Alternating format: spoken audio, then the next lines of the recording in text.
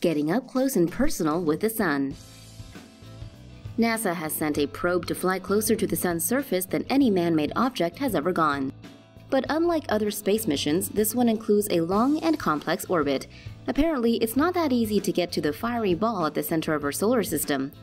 The Earth travels 67,000 miles per hour in a sideways motion relative to the Sun to avoid being pulled into it, so any object traveling to the Sun must cancel that motion. NASA's Parker Solar Probe must drop 53,000 miles per hour of sideways speed. In addition to being launched by the powerful Delta IV Heavy rocket, it will perform 7 Venus flybys over a 7-year period, relying on the planet's gravity to draw its orbit closer to the Sun. The probe is then set to fly through the heated solar atmosphere called the corona to understand and be able to predict the behavior of solar winds. If all goes according to plan, the Parker Solar Probe will make its first close pass at the Sun in November.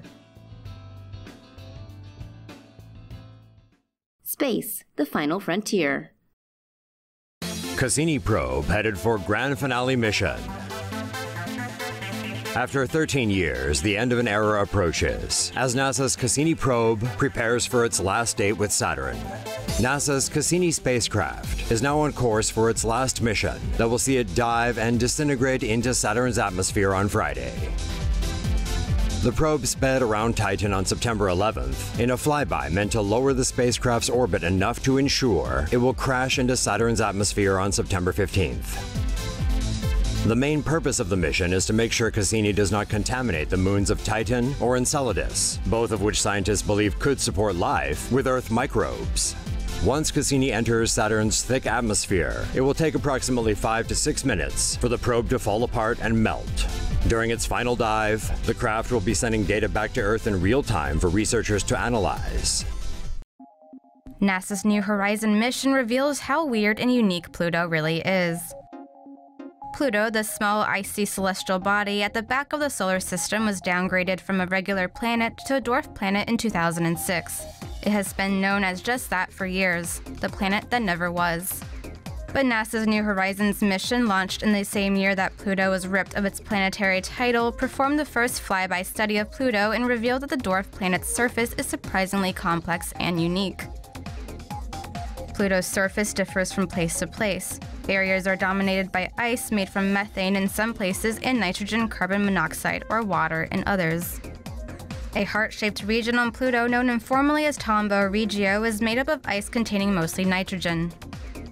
Within the heart, there's a frozen plain scientists dubbed Sputnik Planum, a smooth, icy terrain made up of polygon-shaped hills divided by troughs. Parts of Pluto's surface also contain many craters, suggesting that the surface was once geologically active.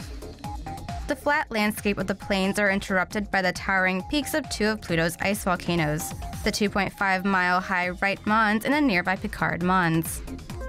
Pluto also has a dark region. It's dark because the surface is covered by tholins, which is the byproduct of atmospheric nitrogen and methane interacting with ultraviolet light.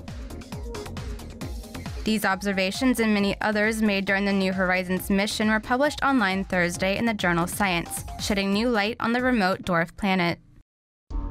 NASA takes on asteroids in new plan. The chances of a space rock colliding with Earth in the near future may be slim. But here's some good news for anyone paranoid about an asteroid Armageddon. NASA's got a plan. Large asteroids can obliterate life on Earth, but smaller ones may also cause serious damage, like the rock that hit Tunguska, Russia in 1908, which leveled over 700 square miles of forest. The same blast today would have been able to destroy the entire metropolitan New York area. As a result, NASA has outlined a plan with 5 goals. The first involves enhancing detection of near-Earth objects, or asteroids, that pass within 28 million miles of Earth's orbit. The second goal is to improve modeling and prediction, to help determine when and where a potential asteroid strike will occur. The third objective is to come up with new ways to deflect an asteroid, such as the double asteroid redirection test that's set to be launched in 2021. Goal 4 aims to increase international cooperation, while the 5th and final goal calls for the US to come up with an emergency plan should an asteroid ever crash with little to no warning. Granted, it may not be as exciting as Bruce Willis sacrificing his life for the future of the planet. But at least we're prepared if a rock decides to come knocking. NASA investigates the effects of space radiation on the body. One of NASA's biggest challenges in designing a mission to Mars is how to protect astronauts on the long space journey. NASA's Human Research Program is currently researching how space radiation affects the human body. Space radiation has enough energy to violently collide with nuclei that make up spacecraft shielding and human tissue. The collisions cause both the shielding nuclei and space radiation to break up into several different types of new particles, known as secondary radiation.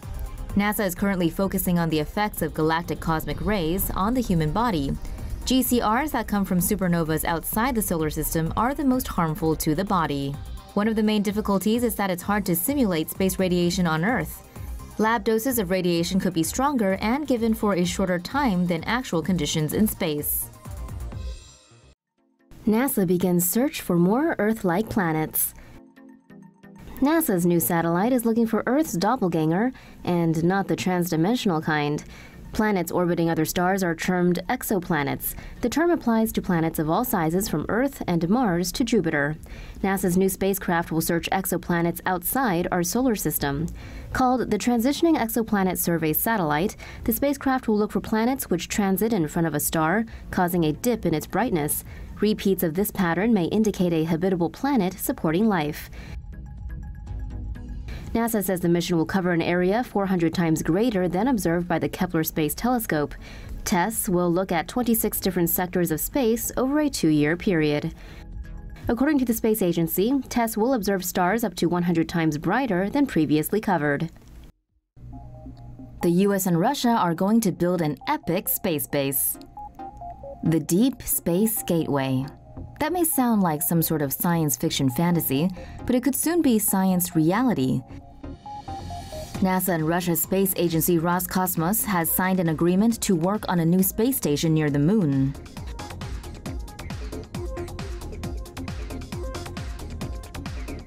The proximity of the Deep Space Gateway to the Moon would create opportunities for lunar missions and future deep space exploration, such as missions to Mars and beyond.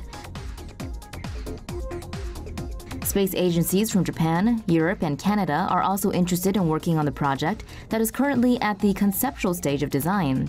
Once complete, NASA says it hopes to use the base to extend the presence of humanity in the solar system.